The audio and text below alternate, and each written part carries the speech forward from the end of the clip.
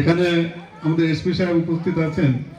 আমাদের মন্ত্রী সাহেব তো আপনাদের সামনে বিস্তারিতভাবে মোটামুটি একটা কোচিংই করে গেলেন। এখানে আরো বিশিষ্ট ব্যক্তিগণ আছেন, ডিএসপি সাহেব, এডিশনাল এসপি সাহেব, সর্বোপরি যারা তোমরা এই কোচিংটা নিয়েছো এবং গার্জিয়ানরা যারা বসে আছেন, সবাইকে ইসলামপুর পৌরসভার পক্ষ থেকে অভিনন্দন জানাচ্ছি। এসপি ইসলামপুর ডিস্ট্রিক্টে উনি যে লন টেনিস, ফুটবল, ইউএসি এই কোচিংগুলো তোমরা করেছো, মানে practice makes a man perfect. Coaching না করলে কিন্তু পারফেক্ট ট্রেন্ড হওয়া যায় না। এমআইসি সাহেব বলছিলেন তোমাদের ফিজিক্যালি তোমরা এক্সারসাইজ করলে তোমরা পড়াশোনাতে ভালো করবে, তুমি মেন্টালিও ফিট থাকবে।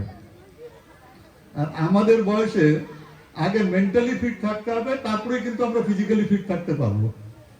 ওই আমরা যদি মনে করি আমার বয়স হয়ে গেছে তাহলে আর আমরা ফিজিক্যালি ফিট থাকতে পারবো না। তো তোমরা যারা ট্রেনিং নিয়েছো, এই ট্রেনিংটা নিয়ে তোমাদের কিন্তু এই খেলাটা কন্টিনিউ রাখবে।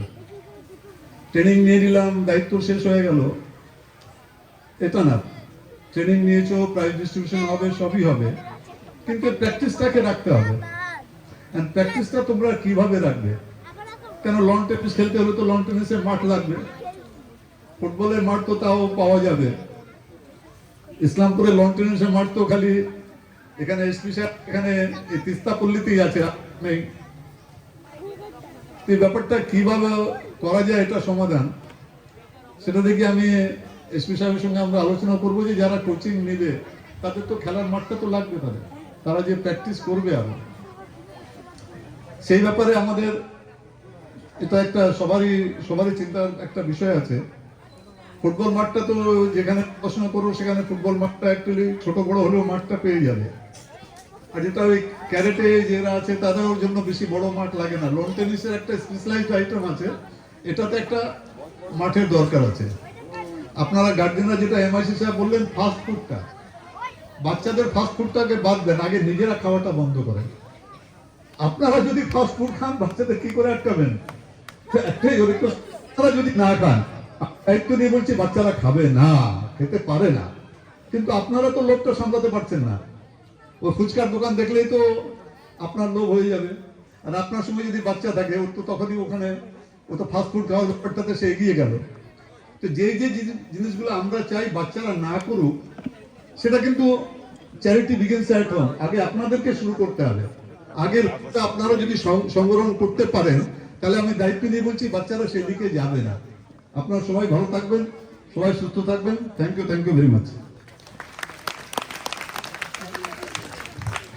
অসংখ্য ধন্যবাদ মাননীয় পৌরপিতা মহাশয়, অসাধারণ সুন্দর বক্তব্য রাখলেন আমাদের সকলের উদ্দেশ্যে।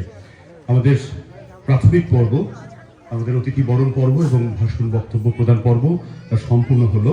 এবারে আমরা আমাদের একের পর এক সূচি যা আমাদের এসপি স্যার ঘোষণা করছিলেন, সেই পর্বে এবারে আমরা ধীরে ধীরে প্রবেশ করছি।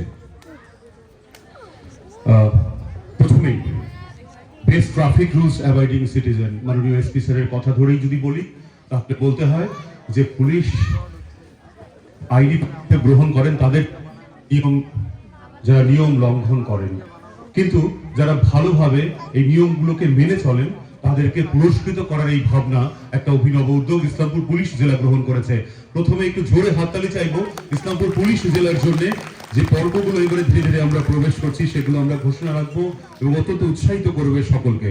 Best traffic rules avoiding citizen, Chopra traffic guard থেকে প্রথমেই ডেকে নিচ্ছি কৃষ্ণ বর্মন, পার্থ ভৌমিক এবং সফিরউদ্দিন আমাদের চোপড়া ট্রাফিক গার্ড থেকে। আপনারা মঞ্চের কাছে আসবেন। ওসি চোপড়া ট্রাফিক গার্ড, আপনাকে অনুরোধ করব তাদের সম্বোধিত করার জন্য, তাদের পুরস্কৃত করার জন্য। ছোট্ট উপহার নয় স্যার, এটা অনেক বড় উপহার।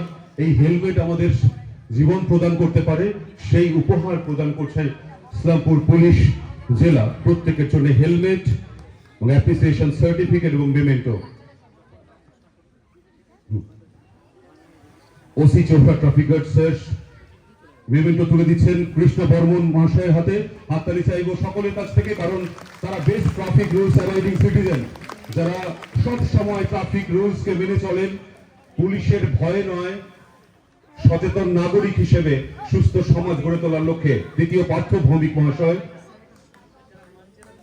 একইভাবে মেমেন্টো এবং হেলমেট, হাততালিটা চলুক সকলের জন্য। আমরা সকলকে কুর্নিশ জানাচ্ছি ইসলামপুর পুলিশ জেলা। সাধারণ উদ্যোগ সাথে আছেন সফির উদ্দিন সাহেব। এরপর ইসলামপুর ট্রাফিক গার্ড থেকে সন্দীপ রায় মহাশয়, রীতা পাল মহাশয়া, এবং এমন একটা অভিজ্ঞতা আজ আমাদের এই অনুষ্ঠান মঞ্চ থেকে নিজের নাম নিজেকে ঘোষণা করতে হবে, পরীক্ষিত ঘোষ। অনুরোধ করবো ওসি ট্রাফিক গার্ড ইসলামপুর সাহেবকে তাদেরকেও একইভাবে সম্মানিত করার জন্য এই অনুষ্ঠান মঞ্চে। প্রথমেই সন্দীপ রায় মহাশয়, হাতালি হোক। একইভাবে আমাদের সকল সচেতন নাগরিক, তাদের সম্মাননা প্রদান করছে ইসলামপুর পুলিশ জেলা। হেলমেট, পাশাপাশি বিশেষ স্মারক আছেন রীতা পাল মহাশয়া, এক সচেতন নাগরিক, একইভাবে সংবর্ধিত হচ্ছেন, এবং আছি আমি পরীক্ষিত ঘোষ। এরপর পাঞ্জিপাড়া ট্রাফিক গার্ড থেকে নজরুল সাহেব, নওশাদ সাহেব, সুজন বারোই মহাশয়, আপনাদেরকে আহ্বান জানাচ্ছি। ট্রাফিক গার্ড পাঞ্জিপাড়া, স্যার আপনি সংবর্ধিত করবেন এবার